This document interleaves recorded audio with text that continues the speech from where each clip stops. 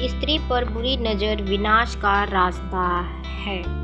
राक्षस कुंभ और उसकी राक्षसी सेना ने भगवान शिव की गहरी तपस्या की और कई पुण्य प्राप्त किए। अंत में भगवान ने राक्षस कुंभ को दर्शन दिए और मनचाहा फल मांगने को कहा।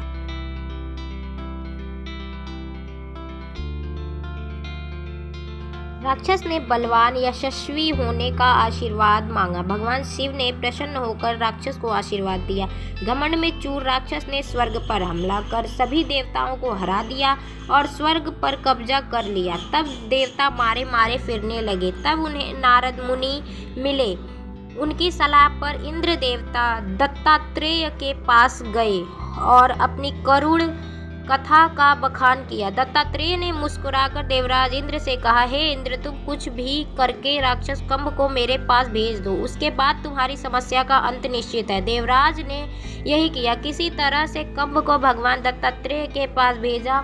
उस वक्त दत्तात्रेय के साथ माता लक्ष्मी बैठी थी, जिन्हें देख राक्षस मंत्र मुग्ध हो गया और उनका हरण कर राक्षस कुंभ उन्हें अपने साथ ले गया। यह देख देवराज ने परेशान होकर भगवान से पूछा, यह क्या हो रहा है? आप कुछ करते क्यों नहीं? भगवान ने कहा, तुम्हारे कारण हुआ, तुम ही जाओ और माता लक्ष्मी को सही सलामत लाओ। इंद्र ने कहा, कुंभ को भगवान शिव का आशीर्वाद प्राप्त है।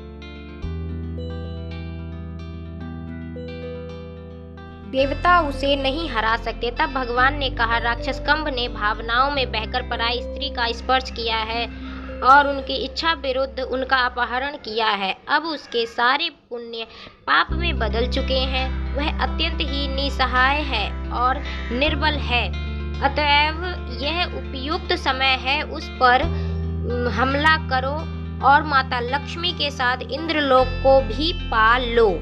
शिक्षा: पराई स्त्री पर बुरी नजर रखने वाला कितना भी बड़ा पंडित क्यों ना हो, वो पाप का भागी होता है और उन जैसों का साथ देने वाले भी उतना ही भोगते हैं। अब बुराई की सीमा ने सभी बंधन तोड़ दिए हैं और इस कलयुग का अंत नज़दीक है। इसलिए आजकल महिलाओं पर अत्याचार बढ़ रहे हैं, क्योंकि महिलाएं ही दुनिया को पापियों से मुक्त करा सकती हैं। स्त्री पर बुरी नज़र विनाश का रास्ता है। आज के वक्त का सच है। दुनिया कितना भी लड़कियों में बुराई निकाल दे या उसे हर बात के लिए जिम्मेदार बोले, लेकिन ईश्वर के न्याय में अपराधी उसी वक्त सजा के लिए उसी वक्त पाप में बदल जाते हैं। स्त्री को देवी का स्थान ऐसे ही नहीं दिया गया है। सृष्टि के सृजन में नारी का अमूल्य योगदान है।